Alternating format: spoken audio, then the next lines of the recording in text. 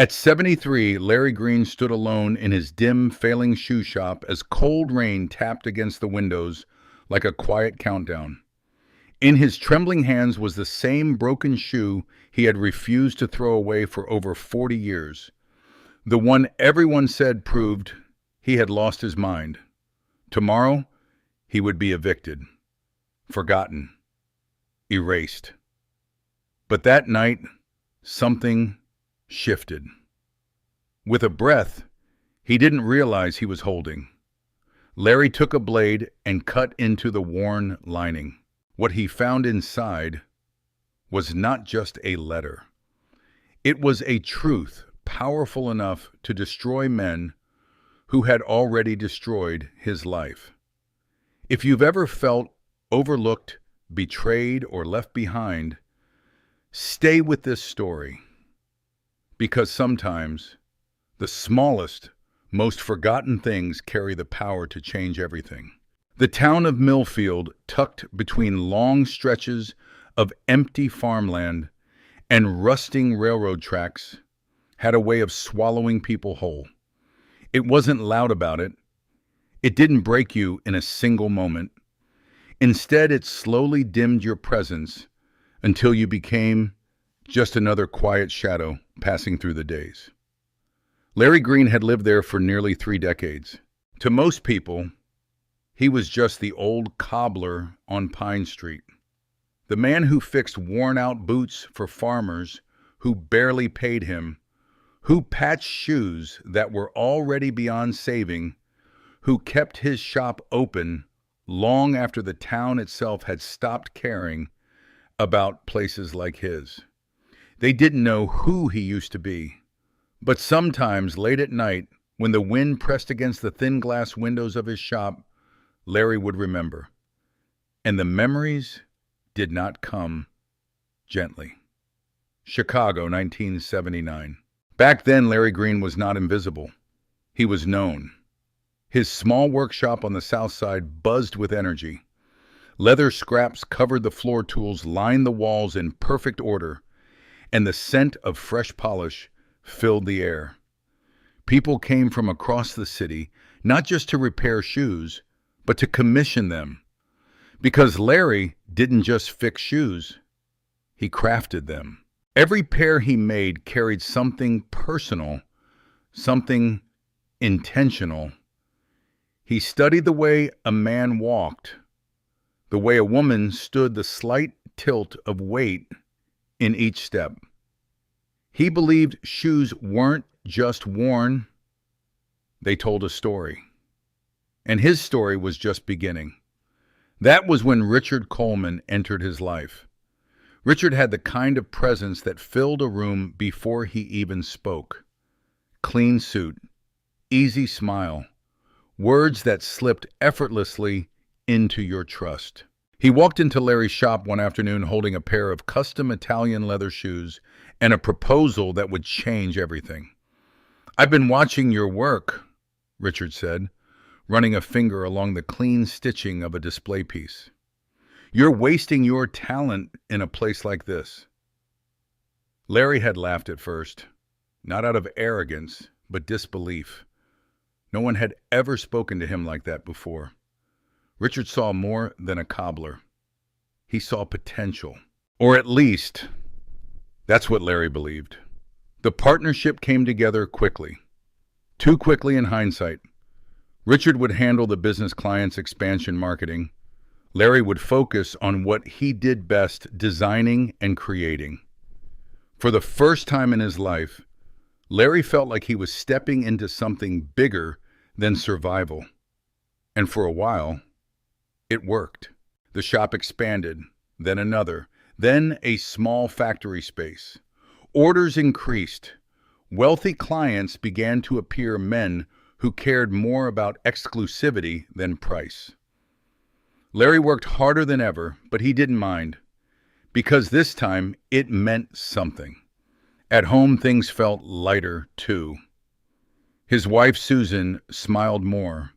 Their young son, Noah, would sit quietly in the corner of the workshop, watching his father shape leather into something beautiful. Are you making magic? Noah once asked, his small voice filled with awe. Larry had smiled. Something like that. Those were the years Larry would later replay the most, because they were the last years before everything broke. It didn't happen all at once. It never does. At first, it was small things. Documents Larry didn't fully understand. Contracts Richard insisted were standard. Financial statements Larry trusted without question. Because why wouldn't he? Richard was his partner, his friend. Then came the first crack. A client complained that a design Larry had created, something deeply personal, something he had spent weeks perfecting, was being sold elsewhere under a different name. Richard brushed it off. Coincidence, he said with a casual shrug. Designs get copied all the time. Larry wanted to believe that, so he did. But the cracks spread. More designs surfaced. More inconsistencies. More moments where something didn't feel right. Until the day the truth arrived, not as a whisper, but as a blow. Larry still remembered the envelope. Plain. Unmarked. Inside were copies of contracts. His contracts. Except they weren't his anymore. His name had been removed. Replaced. Ownership transferred. Signatures forged so cleanly they looked real even to his own eyes. Richard Coleman hadn't just partnered with him, he had been preparing to erase him. The confrontation came quickly. Larry stormed into the office, the papers shaking in his hands. "What is this?" he demanded, his voice breaking in a way he didn't expect. Richard didn't panic. He didn't deny it. He simply leaned back in his chair and sighed as if this moment had always been inevitable. "It's business, Larry." That was all he said. No apology, no hesitation, just business. The world didn't collapse in that moment. It hollowed out. Everything Larry had built, every design, every idea, every late night and early morning was no longer his. Legally, financially, he had nothing. And worse, he had no way to prove it. The legal battle never really began. Because it ended before it could. Richard had prepared too well. Lawyers, documents, influence. Larry stood no chance. Within months, the business was no longer his. Within weeks, the clients stopped calling. Within days, the money was gone. But the deepest loss wasn't financial. It was personal. Susan couldn't understand it. Or maybe she didn't want to. We had something she said one night, her voice tight with frustration. And now it's gone. Just like that. I didn't lose it, Larry tried to explain. It was taken, but the words sounded weak even to him. And to her, they sounded like failure. She left not long after. No screaming, no dramatic ending. Just a quiet departure that felt colder than any argument. Noah was too young to fully understand, but children always understand more than they should. He saw the change. From a father who built things to a man who avoided mirrors. From laughter to silence. The distance between them didn't happen in a single moment. It grew slowly. Call by call, not returned. Visit by visit, that never happened. Until one day, there was nothing left to lose. That was when Larry left Chicago. Not because he wanted to, but because there was nothing there that still belonged to him.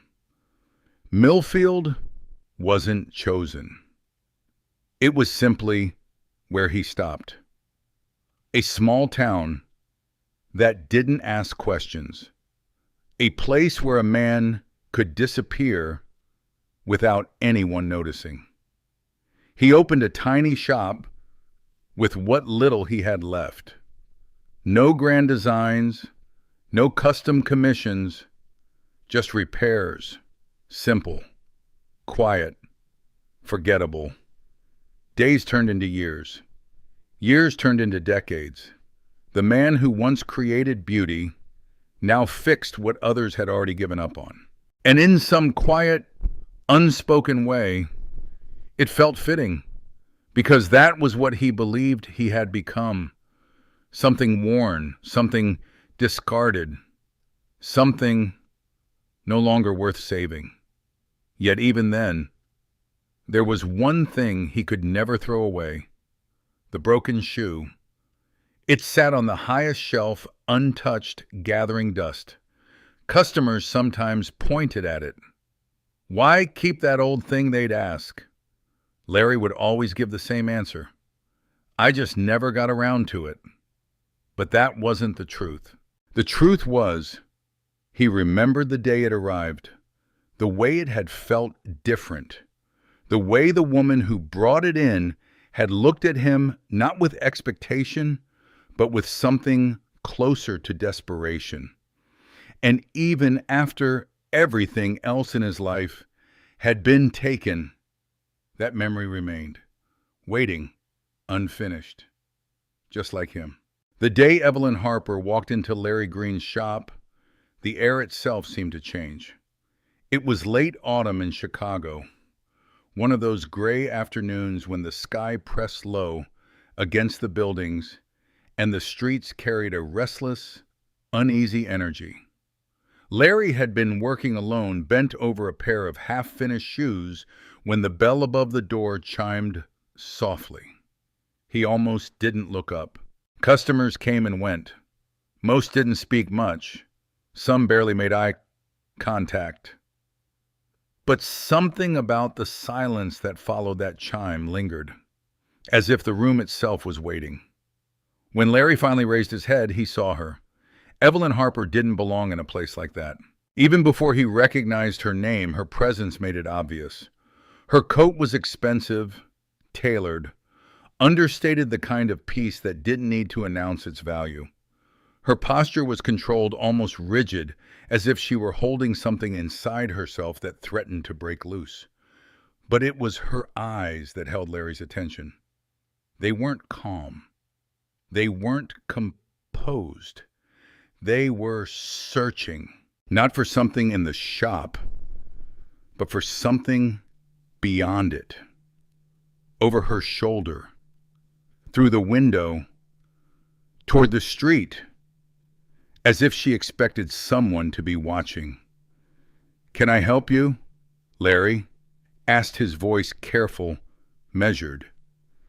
She hesitated before answering, not because she didn't know what to say, but because she was choosing what not to say.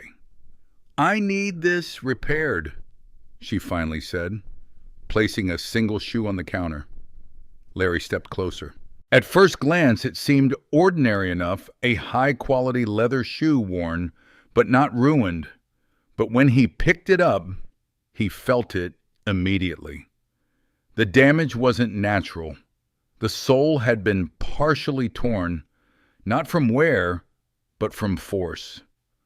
The stitching along the inner lining had been loosened in a way that suggested someone had tampered with it, deliberately. Larry frowned slightly, turning it in his hands. "This didn't just wear out," he said. "Something happened to it." Evelyn's fingers tightened around the edge of the counter. "I know," she replied quietly. There was something in her voice, something restrained, something buried that made Larry pause. He had spent his life reading people through the way they moved, the way they carried weight, the way they stepped forward or held back. And right now, Evelyn Harper wasn't standing in his shop. She was bracing herself. "How soon can you fix it?" she asked. Larry glanced at the shoe again. "It's not a simple repair," he admitted. "I'll have to take it apart, restitch the inner lining, reinforce the sole. It could take a few days." Her eyes flickered just for a moment, not with impatience, with calculation. "That's fine," she said. "Take your time." She reached into her bag and placed a folded envelope on the counter. Payment. More than enough. Too much, actually. Larry noticed, but didn't comment. Instead, he nodded and moved to write up the receipt. But before he could finish, Evelyn spoke again. "There's something else." Her voice was lower now, more controlled. Larry looked up. She was staring directly at him, not past him, not around him, but at him as if weighing something important. No matter what she said slowly, "You must not throw that shoe away." The words hung in the air. Not a suggestion, not a request, a condition. Larry blinked slightly, taken aback. "I wouldn't throw a customer's property away," he replied, trying to keep his tone neutral. "That's not what I mean," Evelyn said, shaking her head faintly. "Even after you repair it, even if I don't come back for it," she hesitated. For the first time since she entered, her composure cracked just slightly. "You must keep it." Larry studied her. There was no confusion in her expression, no uncertainty, only urgency. Why, he asked, before he could stop himself. The question seemed to catch her off guard. Or maybe it forced her to confront something she didn't want to say out loud. For a moment, she said nothing. Then she exhaled slowly, because some things she said carefully are safer when they're forgotten, but not destroyed. Larry didn't fully understand what she meant, but he understood enough to know this wasn't about a shoe. "All right," he said quietly. "I'll keep it." Evelyn nodded as if that answer carried more weight than it should have. "Thank you," she said. But the gratitude in her voice didn't match the situation. It was deeper, heavier, like someone thanking him for something he hadn't done yet. She turned to leave, but stopped at the door. For a brief moment, her hand rested on the handle, unmoving. Then she glanced back. Not at the shop, not at the shoe, at Larry, as if memorizing his face, as if making a silent decision. And then she was gone. The bell chimed once more, and the shop returned to silence. Larry stood there for a long moment, the shoe still in his hands. Something about the encounter unsettled him, not in a way he could explain, but in a way he couldn't ignore. He placed the shoe carefully on his workbench and began examining it more closely. The damage was even stranger up close. The inner lining had been disturbed, but not randomly.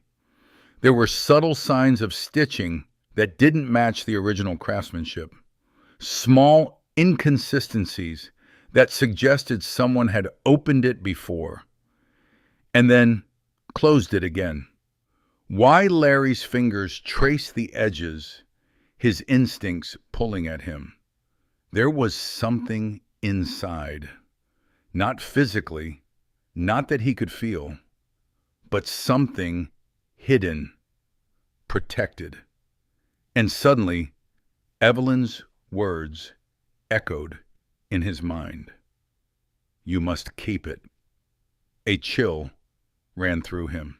For a brief, irrational moment, he considered opening it right then, cutting through the lining, finding whatever was hidden inside. But something stopped him. Maybe it was respect. Maybe it was caution. Or maybe it was fear of discovering something he couldn't put back. So instead, he did what he had always done. He worked. carefully, methodically, precisely. He repaired the visible damage, reinforced the structure, restored the outer form. But he didn't touch the inner lining more than necessary. He left it intact. Days passed, then a week, then two.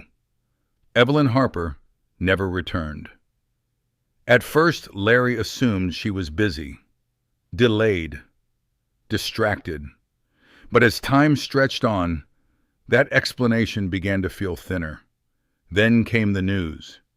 It wasn't front page. Not at first. Just a small article buried near the back of the paper. Local heiress reported missing. Larry almost didn't notice it, but the name caught his eye. Evelyn Harper. He read the article twice. Then a third time. She had last been seen leaving a private residence on the outskirts of the city. No signs of struggle. No witnesses. No clear explanation. Her family claimed she had simply disappeared. Larry sat in his shop, the newspaper trembling slightly in his hands. A strange, heavy feeling settled in his chest. He glanced toward the shelf where the repaired shoe now sat, waiting, unclaimed, unfinished. Over the following weeks, the story grew. More articles, more speculation, more questions than answers. Some said she had run away. Others suggested something darker. But no one seemed to know the truth. Or maybe no one was willing to say it. And through it all, Larry kept the shoe. At first because he had promised. Then because he couldn't let it go. There were nights when he would take it down from the shelf and hold it in his hands, turning it slowly, studying it under the dim light. Not looking for damage, not looking for flaws, but searching for meaning, for answers, for something that explained why a woman like Evelyn Harper would walk into a small, unremarkable shop and leave behind something she insisted must never be discarded. Years passed. The world moved on. The headlines faded. Evelyn Harper became a memory. A mystery without resolution. But the shoe remained, untouched, unopened, waiting. And though Larry never spoke about it, never shared the story, never tried to understand it fully, a part of him always knew that whatever had been left behind in that quiet moment had never truly been meant to stay hidden forever. Years passed, but the memory of Evelyn Harper never truly loosened its grip on Larry Green. It didn't haunt him in loud, dramatic ways. There were no nightmares, no sudden awakenings in the middle of the night. Instead, it lingered quietly, like a thread woven into the fabric of his days, impossible to remove without unraveling everything else. Millfield had a rhythm of its own. Morning came slowly with pale sunlight stretching across empty streets. Farmers stopped by his shop with boots worn thin from years of labor. A few regulars exchanged polite greetings. Most didn't stay long. Larry rarely spoke more than necessary, but sometimes, when the shop fell silent and the clock ticked louder than usual, his eyes would drift upward, to the shelf. The shoe was always there, unchanged, unclaimed, waiting. At first, it had been nothing more than a promise kept, a simple obligation to a customer who never returned. But over time, it became something else. A question, one that Larry never dared to answer. He told himself it didn't matter, that whatever Evelyn had meant, whatever she had feared, had nothing to do with him. That his life's small quiet contained was safer that way. But doubt has a way of growing in silence. It started with a newspaper clipping. It was nearly 10 years after Evelyn's disappearance. Larry had stopped paying much attention to news by then. The world beyond Millfield felt distant, almost irrelevant. But that day, as he waited for a repair job to dry, his eyes landed on an article tucked near the bottom of the page. Harper Holdings announces major land acquisition initiative. The name caught his attention.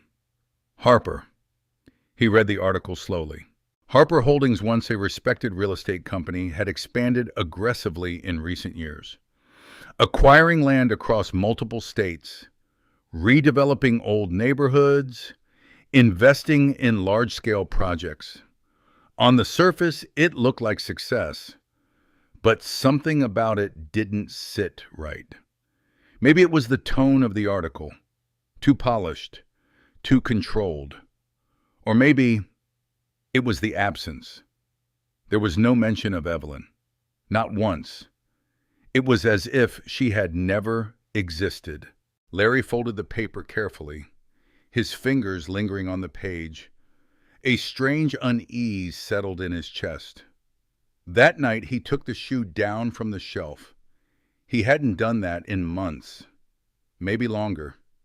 He sat at his small workbench, the dim light casting long shadows across the room.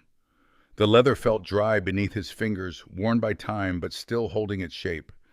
He turned it slowly, studied the stitching, followed the lines where the inner lining met the sole. There it was again.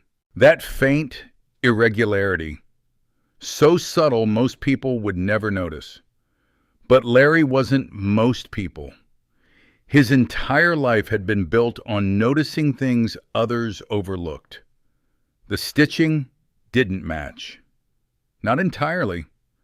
There were tiny variations in tension, slight differences in spacing, signs of interference.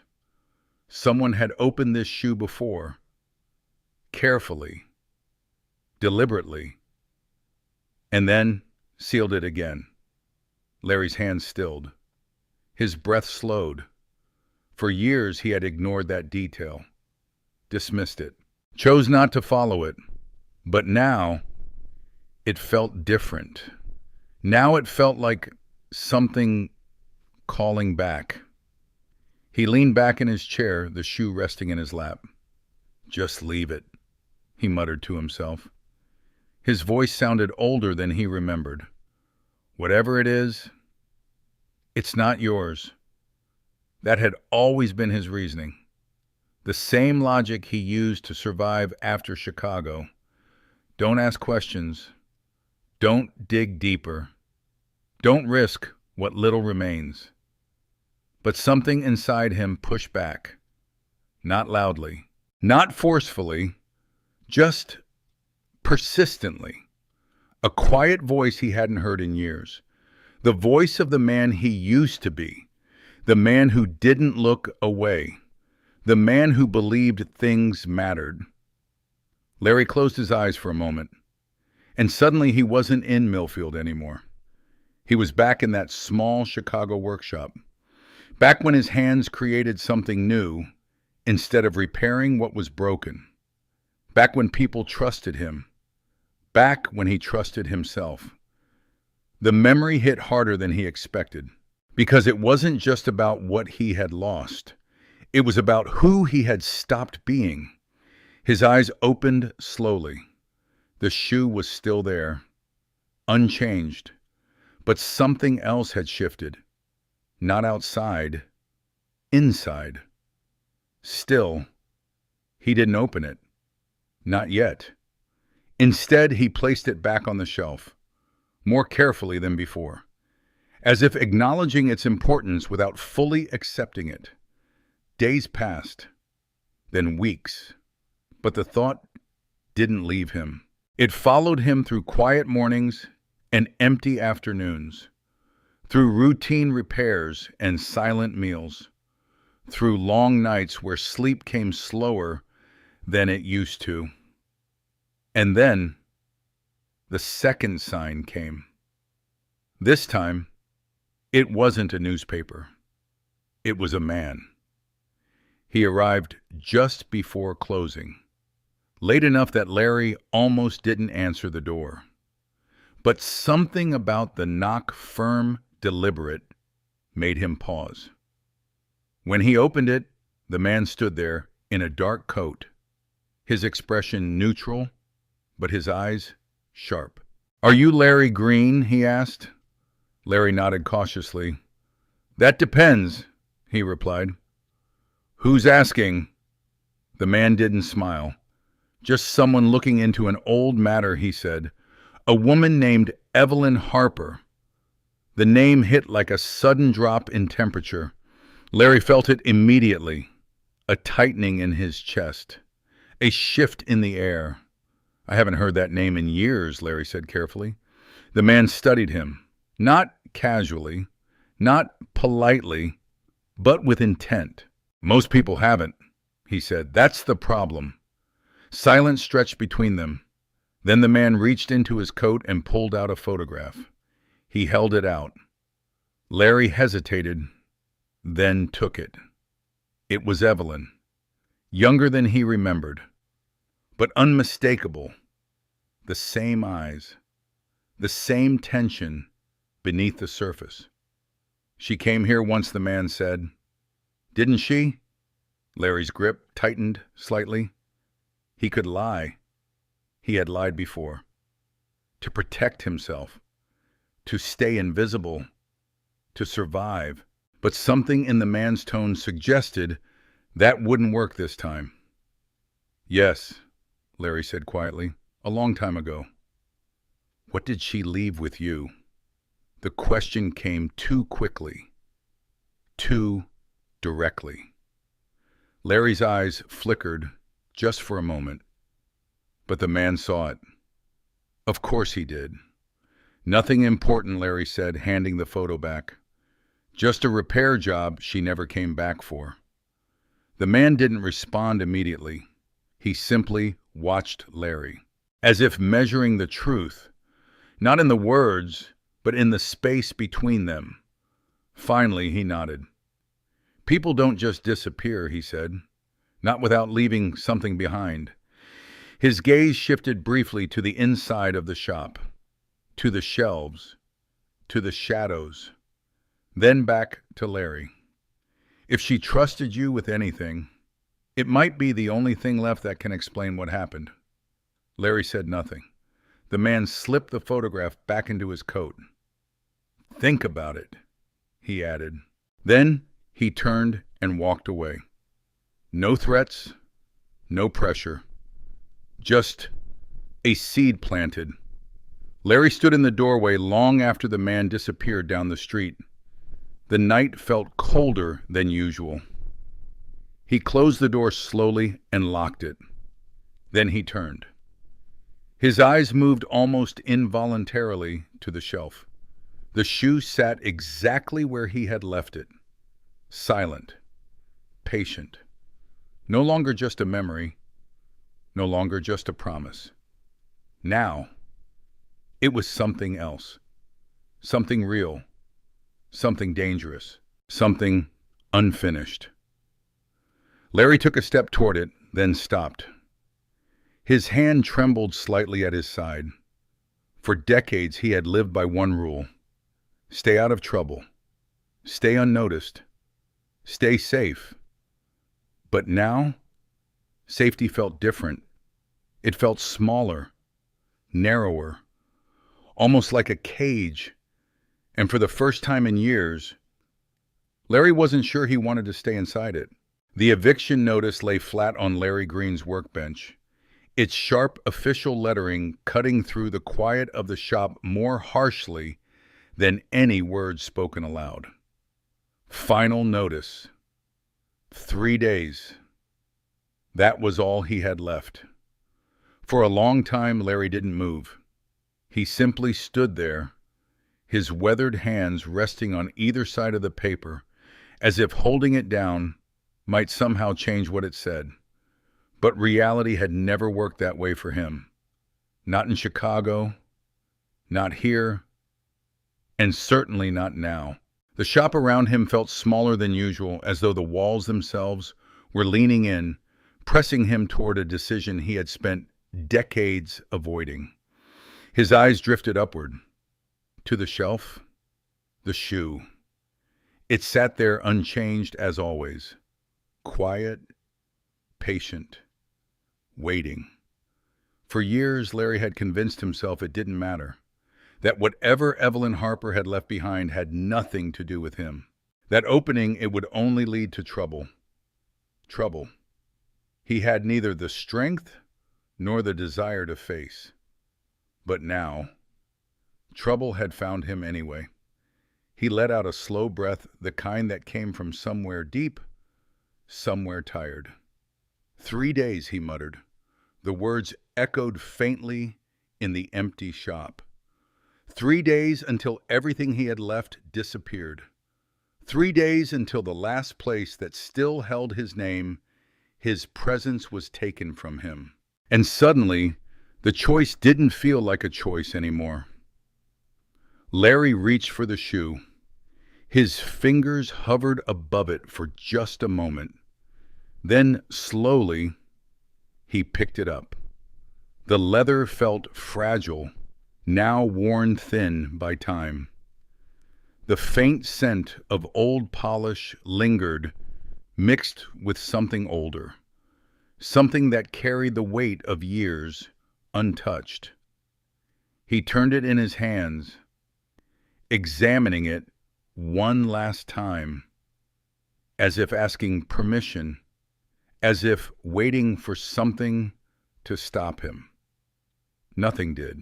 He set it down on the workbench, carefully, deliberately. Then he reached for his tools, the same tools he had used his entire life, the same steady hands that had once created beauty, now preparing to uncover something hidden. The blade was small, sharp, precise. Larry held it just above the inner lining, and for a brief moment, he hesitated. Not because he didn't know what to do, but because he understood instinctively that once he did this, there would be no going back. Whatever was inside that shoe had been meant to stay hidden, protected, buried, and opening it meant stepping into something far beyond his quiet, controlled life. His grip tightened, his breath steadied. Then slowly, he made the cut. The blade slipped through the aged stitching with a soft, almost reluctant sound. Threads gave way one by one, unraveling decades of silence. Larry worked carefully, peeling back the lining inch by inch. And then, he saw it. A folded piece of paper, thin, yellowed, hidden deep within the sole. His heart skipped, not in excitement, but in something heavier. Recognition. This was what Evelyn had protected, what she had feared, what she had entrusted to him without ever saying it out loud. Larry set the blade down. His hands trembled slightly as he reached inside and pulled the paper free. It felt delicate, fragile, like something that had survived longer than it was ever meant to. For a moment, he simply stared at it. The edges were worn, the fold lines deep. Time had pressed itself into every fiber. Then he noticed the writing on the outside, in faded ink, barely legible, to whoever still believes in honesty. Larry swallowed hard. The words landed deeper than they should have, because somewhere along the way, he had stopped believing in that. Carefully, he unfolded the letter. The paper resisted at first, stiff from years of being untouched. But eventually, it gave way, revealing lines of handwritten text, controlled, unmistakably, Evelyn's. Larry leaned closer and began to read. If you are reading this, it means I did not come back. And if I did not come back, it means they found out. Larry's chest tightened. The words were calm, too calm, written by someone who had already accepted what was coming. My name is Evelyn Harper. I was born into a family that built its wealth on land power and influence. But what I discovered was not success. It was theft. For years, my brother, Jonathan Harper, has been using our company to acquire properties illegally, forcing families out, forging documents, laundering money through shell corporations. And he is not alone. Larry's eyes moved faster now, a quiet urgency building inside him. One of his key partners is a man named Richard Coleman. The name hit like a physical blow. Larry's breath caught. His vision blurred for a second before he forced himself to keep reading. Together, they have built something that looks legitimate from the outside, but underneath it is built on lies, coercion, and destruction. I tried to stop it. I gathered evidence, documents, records, enough to expose everything. But they discovered what I was doing. And now, I'm running out of time. Larry's hands tightened around the paper. The shop felt colder, quieter, as if the world outside had stepped back, leaving him alone with the truth. If this letter survives, it means I made the only choice I had left. I hid the evidence, somewhere they would never think to look, somewhere ordinary, somewhere invisible. Larry's eyes flickered instinctively to the shoe. His pulse quickened. If you are the one who finds this, I don't know who you are, but I know this, you are already braver than I was, because you chose to look. The evidence is still out there, and if it reaches the right hands, everything they built will fall. There is money tied to this, a great deal of it, enough to change lives. But that was never the point. The point was the truth. The final lines were shorter, more personal, as if written in the last moments before everything changed. I am sorry for placing this burden on a stranger, but sometimes strangers are the only ones who still have a choice. Evelyn Harper. Silence filled the shop, heavy, unforgiving. Larry lowered the letter slowly. His mind struggled to catch up with what he had just read. Richard Coleman. The name echoed again and again. Not just a memory anymore. Not just the man who had destroyed his life, but part of something far bigger, far darker. Everything Larry had lost hadn't just been betrayal. It had been part of something intentional, systematic, and Evelyn had known. She had tried to stop it, and it had cost her everything. Larry sat down heavily in his chair, the letter still in his hands. For a long moment, he didn't move, didn't think, didn't breathe properly, because the truth wasn't just shocking, it was overwhelming, dangerous, real. And now, it was his. He looked around the shop, at the worn walls, the faded tools, the quiet life he had built out of what remained. All of it suddenly felt fragile, temporary, as if it could disappear at any moment, just like everything else had. He thought about the man who had come to his door, the questions, the way he had looked at the shelves, the way he had known. Larry's grip tightened. This wasn't over. It had never been over. And for the first time in decades, Larry Green understood something clearly. He had never truly escaped his past.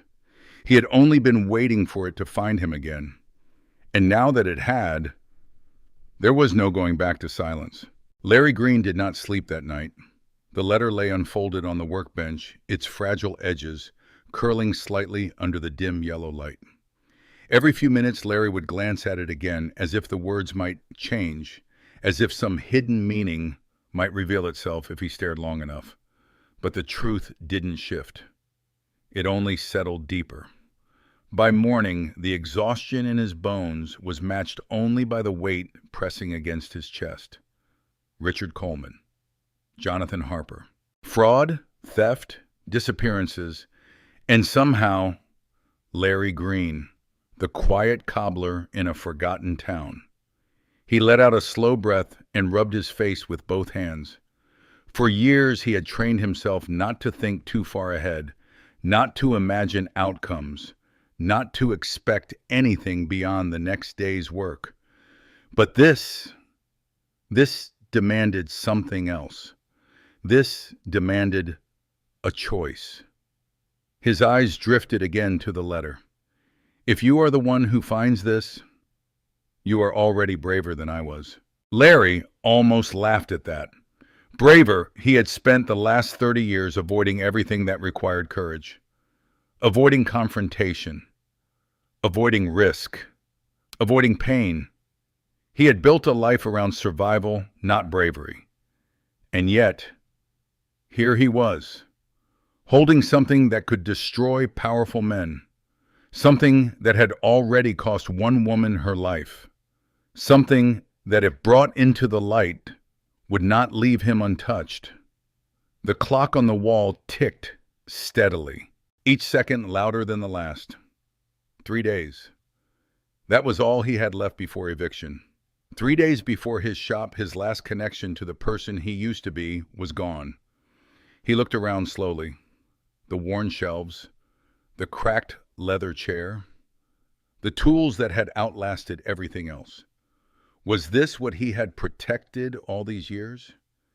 This small, quiet existence built on fear and retreat? His chest tightened, because the answer deep down was yes. And that realization stung more than he expected. Larry stood up abruptly, the chair scraping softly against the wooden floor. No, he muttered under his breath. The word surprised even him. It wasn't loud, it wasn't dramatic, but it carried something unfamiliar. Resolve. He walked to the window and stared out at the empty street. Millfield looked the same as it always had.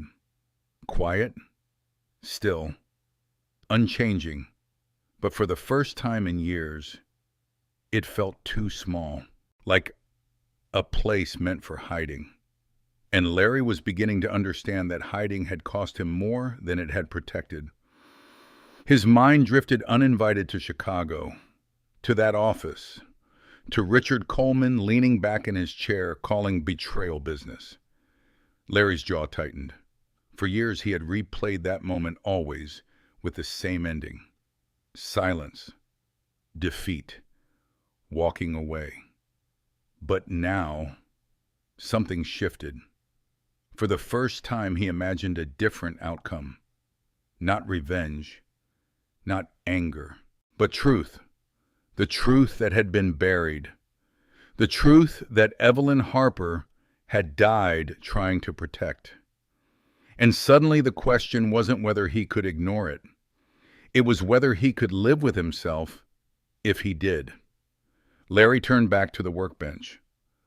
The letter seemed smaller now, but heavier.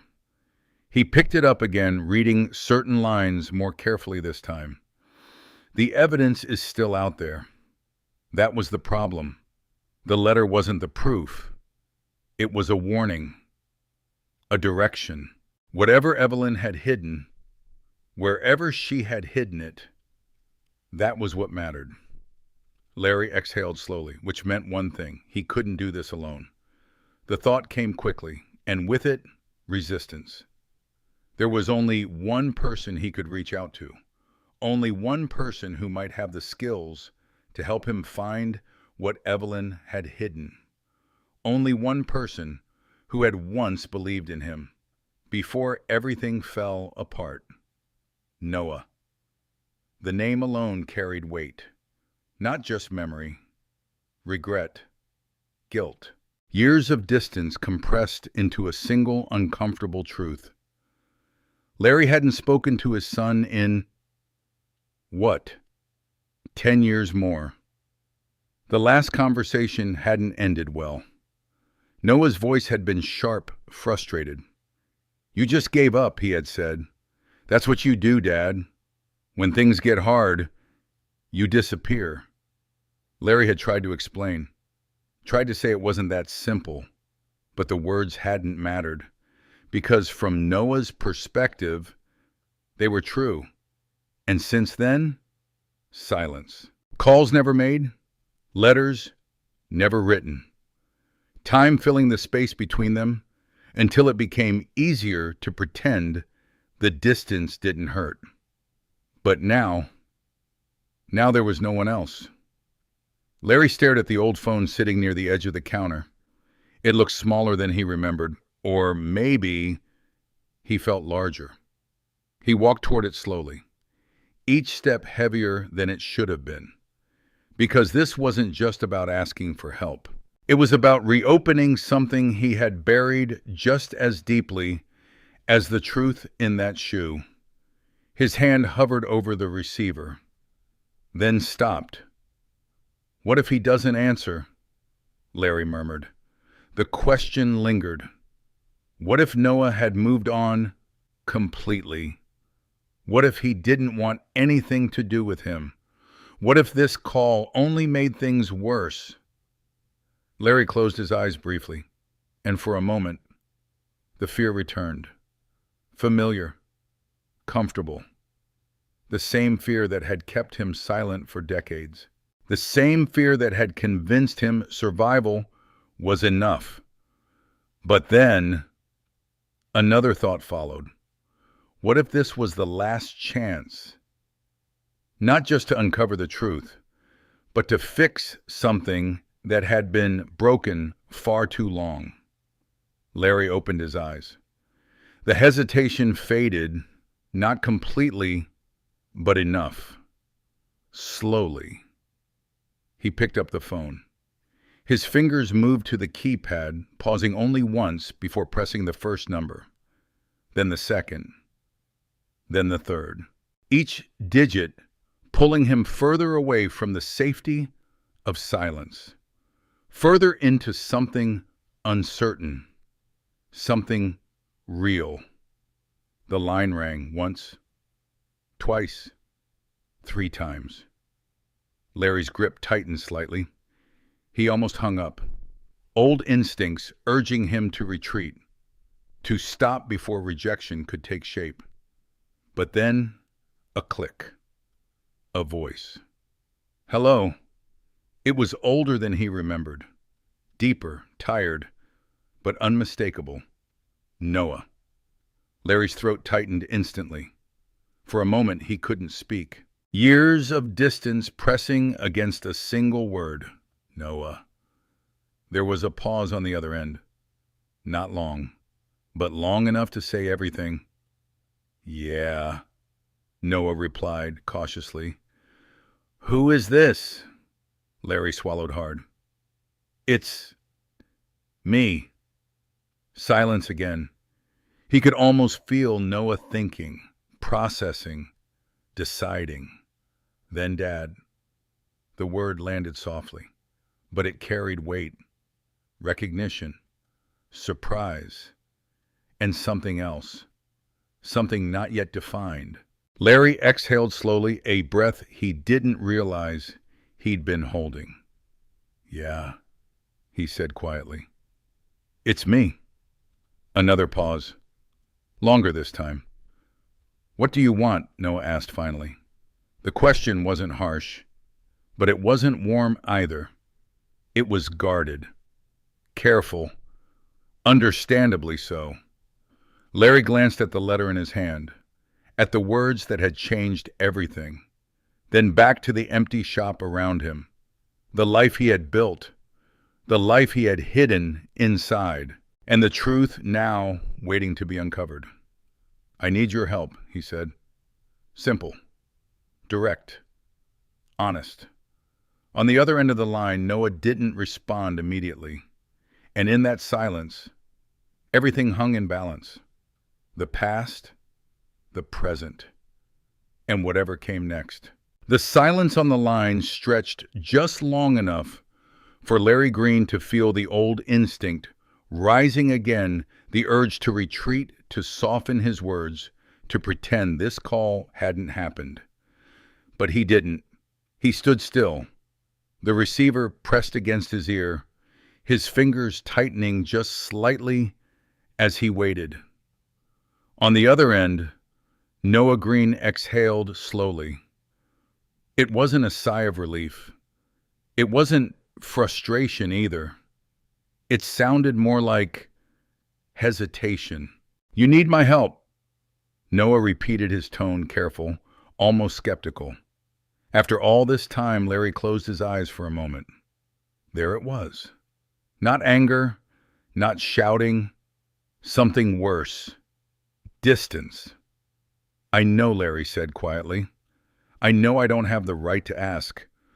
But this isn't something I can handle alone." Noah didn't answer immediately. Larry could almost picture him standing somewhere, unfamiliar, phone pressed to his ear, weighing whether this was worth reopening old wounds. "What is it?" Noah asked finally. Larry glanced at the letter again, its edges still trembling slightly in his hand.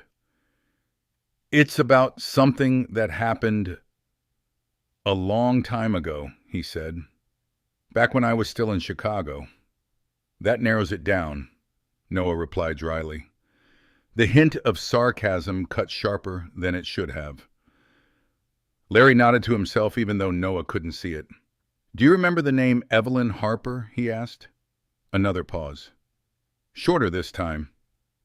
"No," Noah said. "Should I?" "She came into my shop once," Larry continued. "Left something behind. Something I didn't understand at the time." "And now you do?" Larry hesitated. "Yes," he said finally. "Or at least, I understand enough to know it matters." There was a shift in Noah's breathing, subtle, but real. "What kind of something are we talking about?" Noah asked. Larry's grip tightened. "A letter," he said, "hidden inside a shoe." Silence again. Then, "You called me because you found a letter." Noah's voice carried disbelief now. "Dad, it's not just a letter," Larry interrupted more firmly than he intended. The sudden edge in his voice surprised both of them. Larry took a breath, forcing himself to steady. "It names people, Noah," he continued, quieter but more controlled. "Powerful people. It talks about fraud, stolen land, forged contracts, things that go way beyond anything I've ever dealt with." Noah didn't respond immediately, but this time the silence felt different, more focused, more attentive. "And you believe it?" Noah asked. Larry looked down at the paper, at the handwriting, at the weight behind every word. "I do," he said simply. Another pause. Then Noah spoke again, slower now. "All right," he said. "Start from the beginning." Larry exhaled relief mixing with tension. So he told him, not everything, not yet, but enough. He spoke about Evelyn Harper walking into the shop all those years ago, about the way she looked over her shoulder, about the damaged shoe, the strange request to keep it. He described finding the letter, reading it, seeing the names. When he said Richard Coleman, the line went completely silent. "Did you say Richard Coleman?" Noah asked, his voice suddenly sharper. Larry nodded instinctively. "Yes." "You're sure?" "I'm sure." Another long pause followed. But this one carried something new, recognition. Dad, Noah said slowly, that name isn't just some random businessman. Larry's chest tightened. What do you mean I've heard it before? Noah replied, a few years back, there were rumors, nothing concrete, but journalists were digging into some questionable real estate deals. Nothing ever stuck, though. The stories disappeared before they could go anywhere. Larry felt something shift inside him. Disappeared, he repeated. Yeah, Noah said, like they never existed. Editors pulled pieces, sources backed out. It was strange. The pieces began to align. Evelyn's fear, her disappearance, the silence that followed. They buried it, Larry murmured. Looks like it, Noah agreed. For a moment, neither of them spoke. The weight of what they were stepping into settling between them. Then Noah exhaled again. So he said, you think this letter connects to all of that? I don't think, Larry replied. I know. Noah was quiet. And when he spoke again, his tone had changed. Less guarded, more serious. Where are you? He asked. Millfield, Larry said. Same place I've been for years. I know where it is, Noah replied. I mean, are you safe? The question caught Larry off guard. Not because of what it asked, but because of what it implied. Concern. After all this time. I think so, Larry said carefully. But someone came by the shop yesterday, asking about Evelyn. That got Noah's attention immediately. What he said. Who? I don't know, Larry admitted. Didn't give a name? Just said he was looking into an old matter. That's not good, Noah muttered. No, Larry agreed. It's not. Another pause. Shorter this time. Decisive. I'm coming down, Noah said. The words landed faster than Larry expected. You don't have to, Larry started. Yes, I do, Noah cut in. If this is real, if what you're saying is even half true, you shouldn't be handling it alone. Larry hesitated. Not because he disagreed, but because part of him still struggled to accept it. You'd really do that? He asked quietly. On the other end, Noah let out a small breath. You're still my dad, he said, even if we've both been bad at acting like it.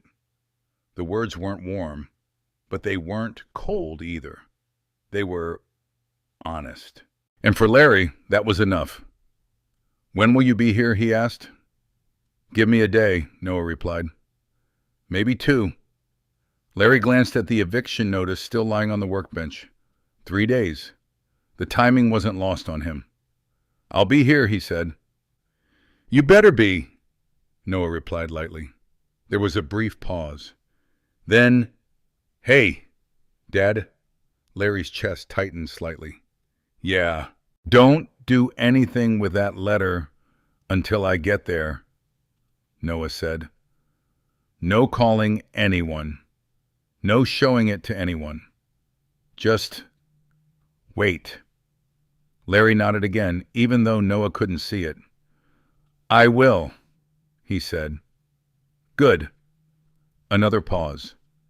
This one, softer, more uncertain, as if both of them were standing at the edge of something unfamiliar, something fragile. I'll see you soon, Noah said. Yeah, Larry replied. You will. The line clicked, and just like that, the call ended. Larry stood there for a long moment, the receiver still in his hand. The shop felt different now. Not bigger, not brighter, but less empty. He slowly placed the phone back down, then turned. His eyes moved to the letter, to the shoe. to the quiet space that had held his silence for so many years. And for the first time in a long time, he wasn't alone in what came next. But as the thought settled, another one followed, quieter, colder. Because if Noah was coming, then whatever this was, whatever Evelyn had tried to expose, whatever Richard Coleman had built, it wasn't just reaching back into Larry's life, it was pulling someone else in too. Someone he had already lost once, and this time, the stakes were far higher. Noah arrived in Millfield just after sunrise. The town looked exactly as Larry remembered it, looking every morning for the past 30 years, quiet streets, faded storefronts, a stillness that felt less like peace and more like something forgotten. But to Noah stepping out of the car and closing the door behind him, it felt like stepping into a place that time had deliberately avoided. He stood there for a moment, taking it in. Then his eyes landed on the small worn sign at the end of the street, Green's Shoe Repair. The paint was chipped, the letters faded, but the name was still there, still holding on. Noah exhaled slowly, then started walking. Inside, Larry had been awake for hours. He hadn't slept much, not from fear this time, but from anticipation. The shop had been cleaned more than usual. Tools organized, dust wiped from shelves that hadn't been touched in years. He didn't know why he did it. Maybe it was habit, or maybe it was something else. A quiet, unspoken attempt to make things right. The bell above the door chimed.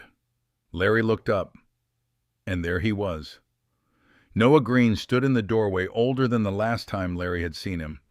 His posture carried more weight now. His eyes sharper, more guarded, but still familiar. For a moment, neither of them moved. Time seemed to pause, stretching the distance between them into something visible. "Hey," Noah said finally. It wasn't warm, but it wasn't cold either. Larry nodded. "Hey." Another pause. Then Noah stepped inside the door, closing softly behind him. The space felt smaller with both of them in it, more real. Noah glanced around, taking in the worn walls, the neatly arranged tools, the quiet simplicity of the place. "This is where you've been," he said. Larry didn't answer immediately. "Yes," he said after a moment. "This is it." Noah nodded slowly as if processing something he hadn't fully understood before. Then his gaze shifted to the workbench, to the letter, and finally to the shoe. "That's it?" he asked. Larry followed his eyes. "Yes." Noah stepped closer, studying it. "It doesn't look like much," he said. "It didn't," Larry replied, "until it did." Noah glanced at him briefly, just long enough to acknowledge the weight behind the words, then picked up the letter. He unfolded it carefully, his eyes scanning the lines. As he read, his expression changed, subtly at first, then more clearly. Focus replaced skepticism. Tension replaced distance. By the time he reached the end, he let out a slow breath and lowered the paper. "This is real," he said quietly. Larry didn't respond. He didn't need to. Noah looked up. "Do you have anything else?" he asked. "No," Larry said. "Just that." Noah nodded, his mind already working. "That means the actual evidence is still out there," he said. "Whatever she hid, it's not here." Larry leaned against the workbench slightly. "That's what I figured." Noah walked slowly around the shop, thinking. "Okay," he said after a moment. "Let's break this down." He tapped the letter lightly. "She says she hid the evidence somewhere ordinary. Somewhere Invisible. Larry nodded. Yes. That means not a bank, not a safe deposit box, not anywhere obvious, Noah continued. Somewhere no one would think to look. Larry frowned slightly, like what Noah stopped, turned, looked at the shoe again, then back at Larry. She chose you, he said. Larry blinked. What? She didn't just leave this randomly, Noah explained. She came to your shop. She talked to you. She made you promise to keep it. Larry shook his head. I didn't know her, he said. It wasn't personal. No, Noah replied. But it was intentional. The word hung in the air. Intentional. Larry felt something shift again. You think she planned this? He asked. I think she needed someone invisible, Noah said. Someone no one would suspect. Someone who wouldn't go digging unless they absolutely had to. Larry let out a quiet breath. And now I have to. Noah met his eyes.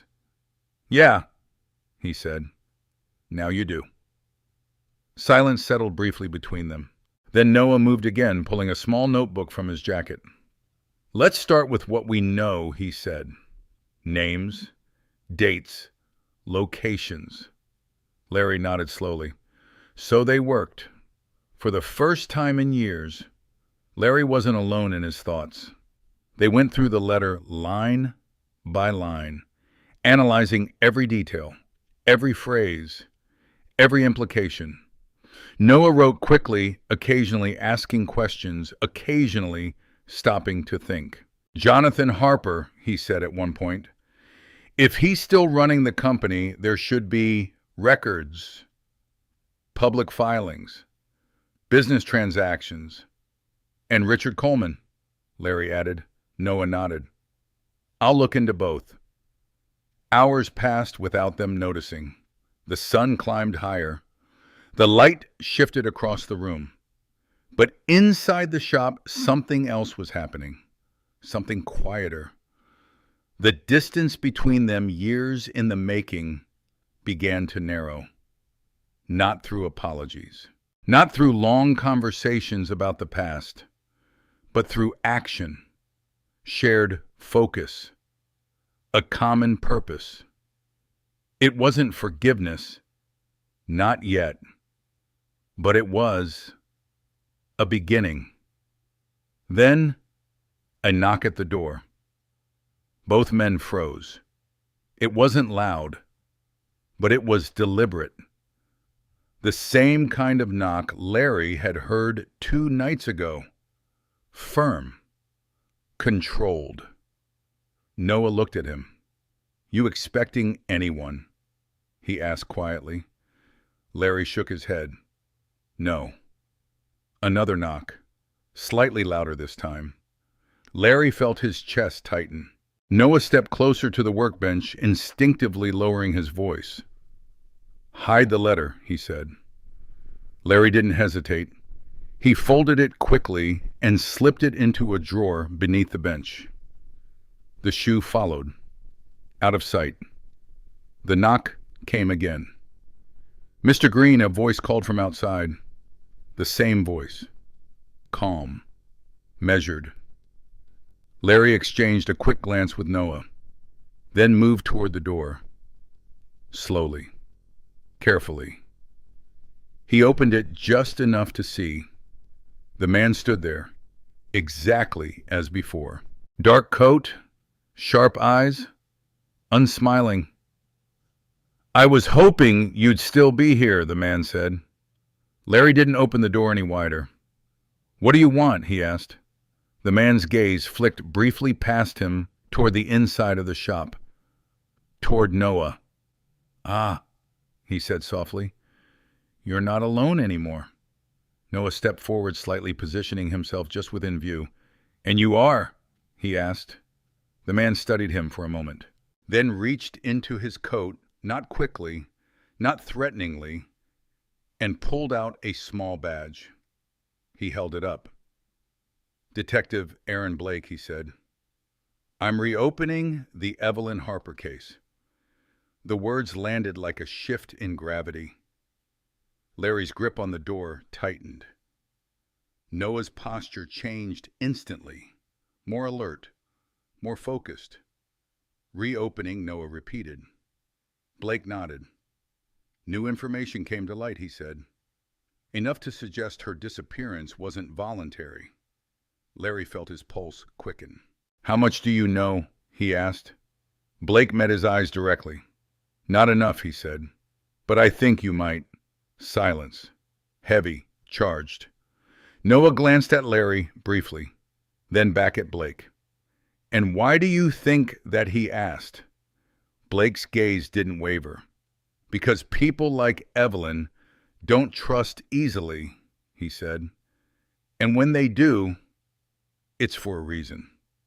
His eyes shifted again, just slightly, toward the inside of the shop, toward the hidden drawer, then back. So I'll ask again, Blake said calmly. What did she leave with you?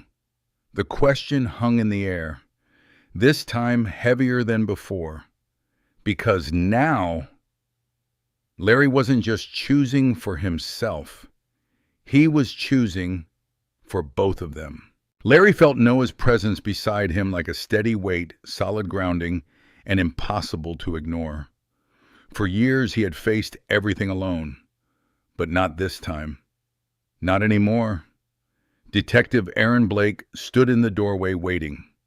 His expression didn't change, but his patience had a limit. Larry could feel it. What did she leave with you, Blake? Repeated. Larry's grip tightened slightly on the edge of the door. He could lie. It would be easy, familiar, safe. No, Larry said quietly. The word surprised even him. Blake's eyes narrowed just slightly. No, he echoed. She didn't leave anything important. Larry continued, his voice steady but controlled. Just a repair job. That's all.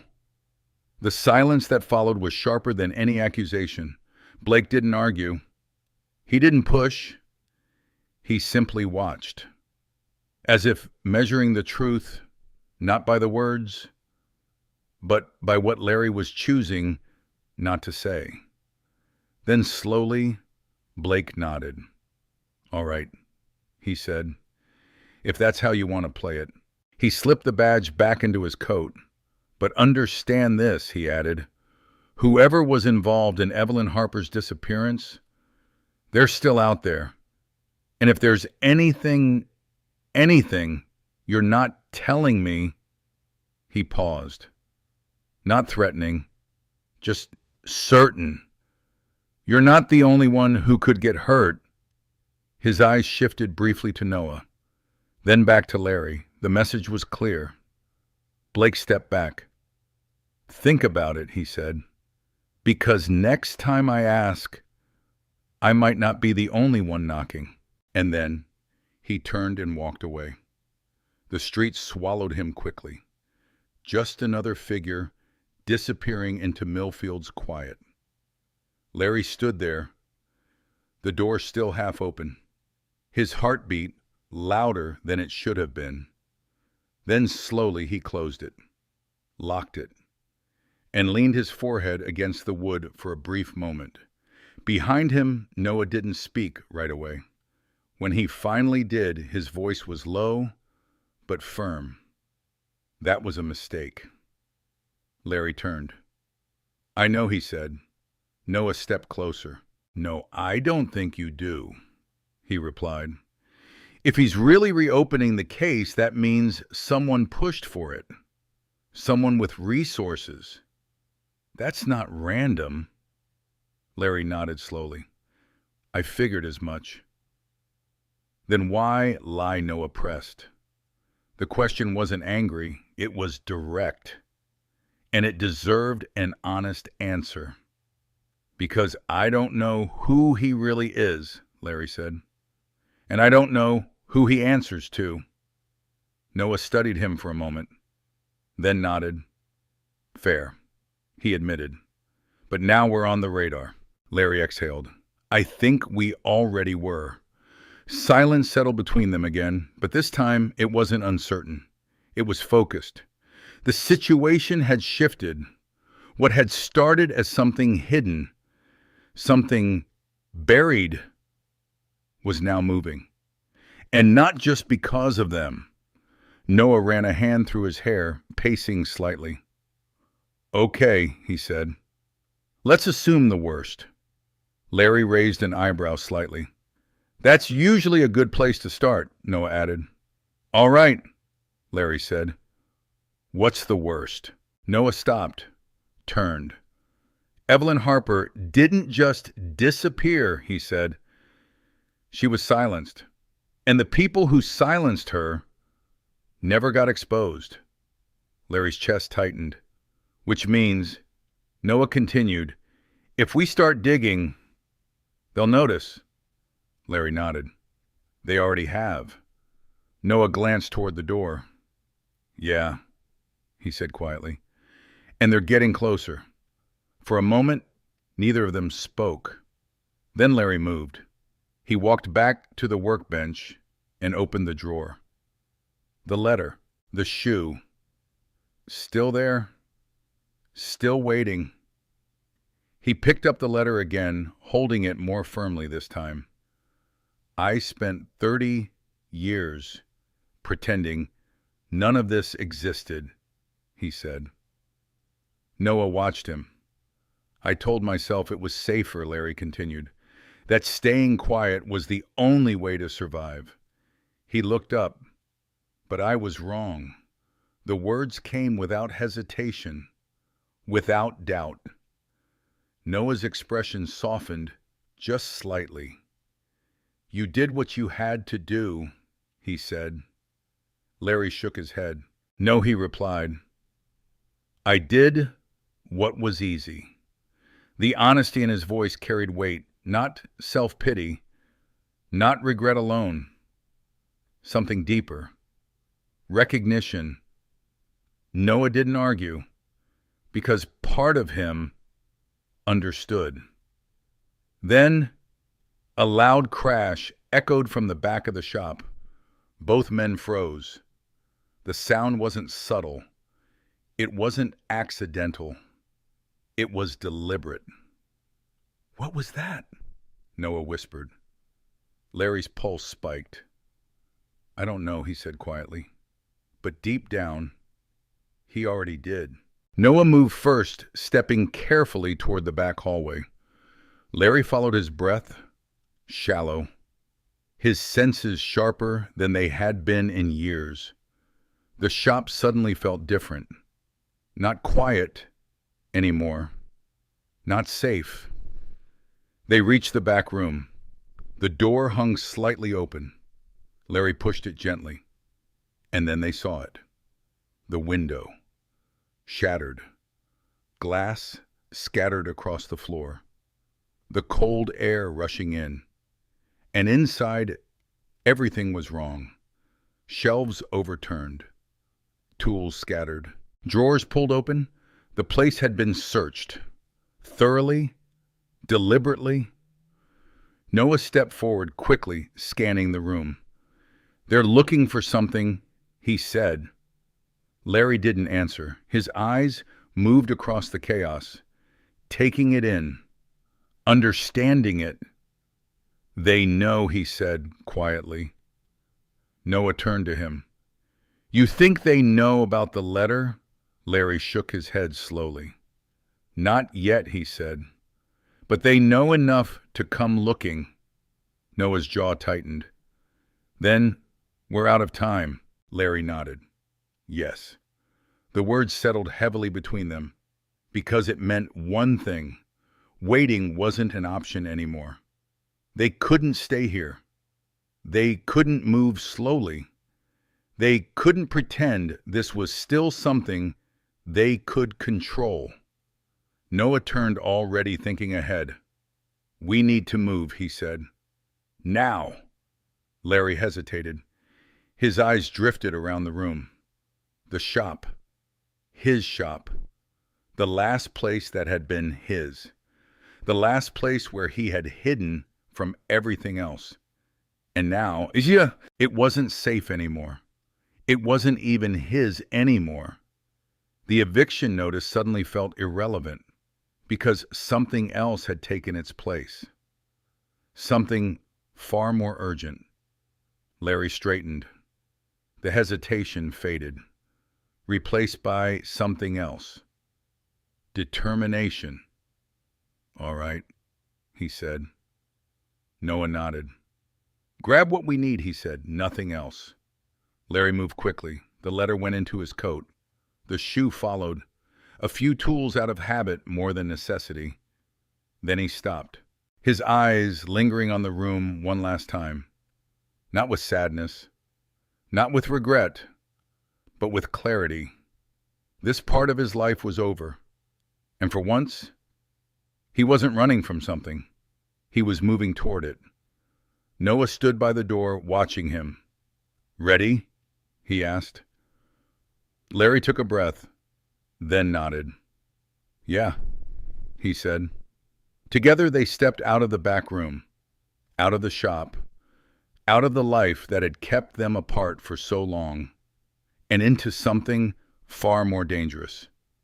Because now, the truth wasn't hidden anymore, and neither were they. They didn't go far.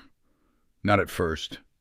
Noah drove them out of Millfield in silence, the tires humming against the empty road as the town slowly disappeared in the rearview mirror.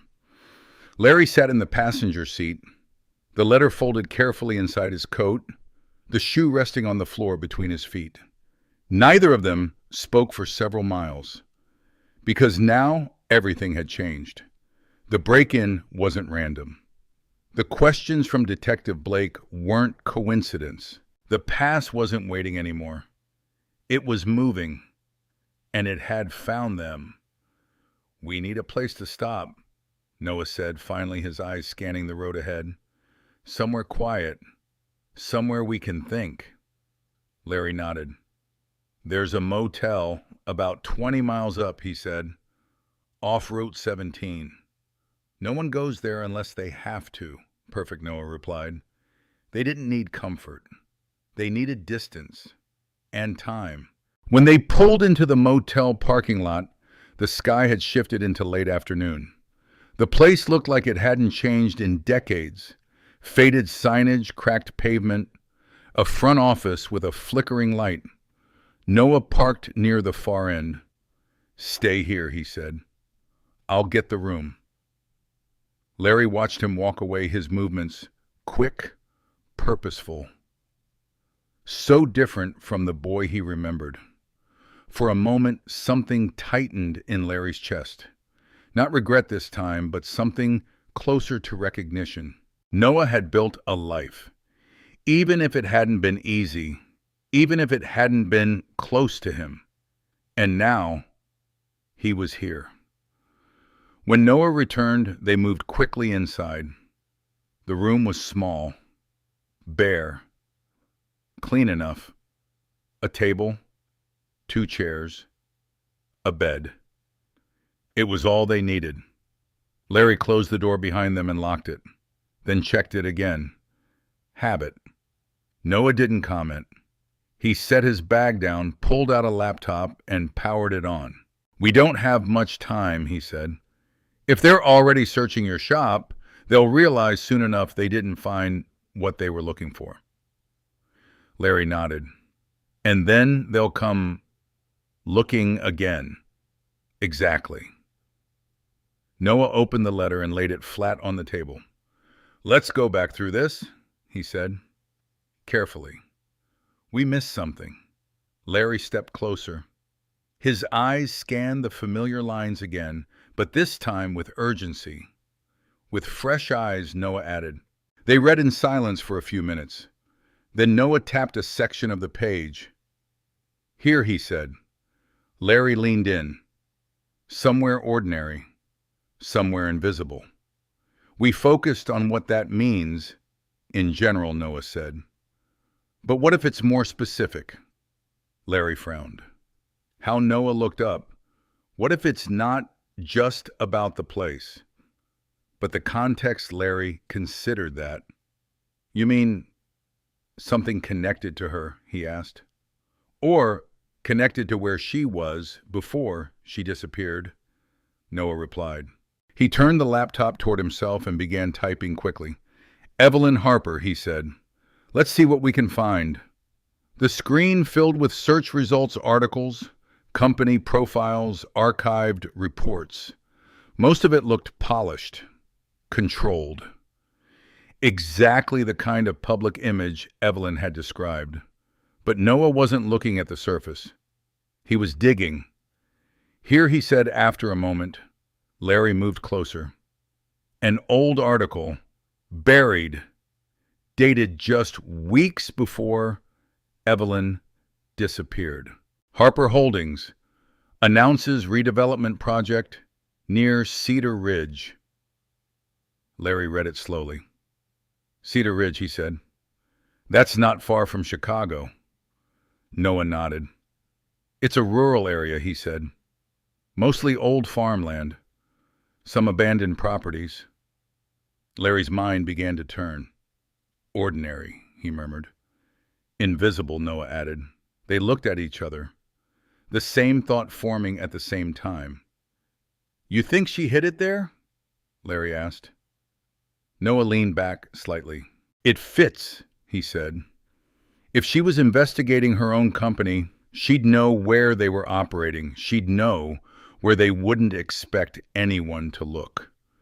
Larry's pulse quickened. Then that's where we go. Noah hesitated.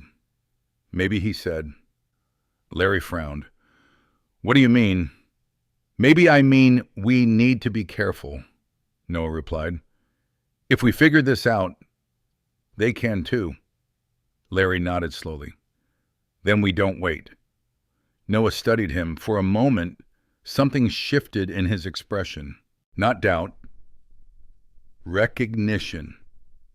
You've changed, he said quietly. Larry blinked. What? You're not backing away, Noah said. You're not hesitating. Larry let out a small breath. I spent 30 years doing that, he said. Didn't get me very far. Noah almost smiled. Almost. Yeah, he said. I guess it didn't. Silence settled briefly, but it wasn't uncomfortable. Not this time. Then a knock. Soft. Controlled. Both men froze instantly. Noah's eyes moved to the door. Larry's hand instinctively went to his coat where the letter rested. The knock came again. Room service, a voice called. Noah shook his head slightly. We didn't order anything, he whispered. Larry nodded. The tension in the room thickened. The knock came a third time. More insistent. Noah moved silently toward the door, his posture low cautious. Larry stayed back, his breathing slow but controlled. Noah reached the door, paused. Then in one quick motion, he pulled it open. No one stood there, just the empty walkway, the fading light, and something on the ground. Noah looked down. A small envelope. He bent, picked it up carefully, and closed the door again. Locked it, then turned. What is it? Larry asked. Noah didn't answer immediately. He handed the envelope over. Larry stared at it. No name, no marking. Just plain, simple, deliberate. His hands tightened slightly as he opened it.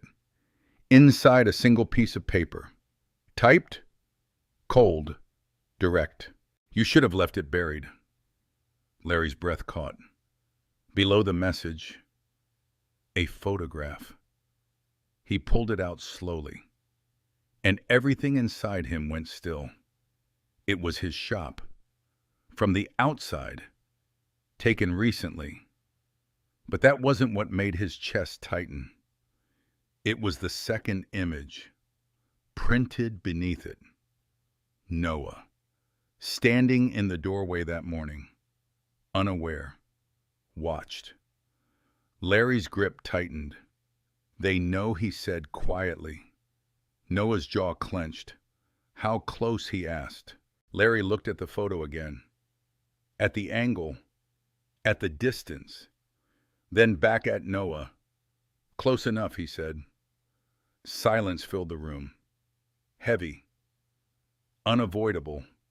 Because this wasn't just a warning, it was a message. A line drawn. And they had already crossed it. Noah took a slow breath. Then another. His eyes moved to the letter. Then to Larry. "Then we don't stop," he said. Not recklessly, not impulsively, but with certainty. Larry nodded. "Yes," he said. The fear was still there. It hadn't disappeared, but it no longer controlled him, because now this wasn't just about survival. It was about truth, about everything that had been taken, about everything that had been hidden, and about the one chance they had to bring it all into the light. Larry folded the letter carefully, placed it back inside his coat, then looked at Noah. "Cedar Ridge," he said. Noah nodded. Cedar Ridge. And this time, they didn't hesitate. Cedar Ridge did not look like the kind of place that held secrets, powerful enough to destroy empires. It looked forgotten. Endless stretches of dry grass bent under the wind. Old fence lines leaned at uneven angles. A scattering of abandoned structures stood in the distance. Weathered barns, collapsed sheds, the skeletons of something that had once mattered. But to Larry Green, the silence here felt different. Not empty, hidden. Noah parked the car along a narrow dirt path just before sunset. The sky above Cedar Ridge burned in deep orange and fading gold, casting long shadows across the land. For a moment, neither of them moved. "This is it?" Noah asked quietly. Larry stepped out slowly, the gravel crunching beneath his feet. "I think so," he said. He didn't sound certain, but he didn't sound unsure either, because something inside him recognized this place. Not from memory, but from instinct. Noah grabbed his bag, slinging it over his shoulder, then joined Larry. "All right," he said. "Let's think like her." Larry nodded. Evelyn Harper, a woman running out of time, a woman being watched, a woman who knew she couldn't trust anyone in her world. She needed somewhere ordinary, Larry said. Somewhere no one would question, Noah added. They began walking, slowly, carefully, scanning everything. At first, nothing stood out.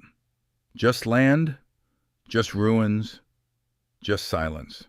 Then Larry stopped. "There," he said. Noah followed his gaze. An old farmhouse stood further down the ridge, partially collapsed. Windows shattered, the roof sagging under the years of neglect. It didn't look important, which made it exactly the kind of place Evelyn might have chosen.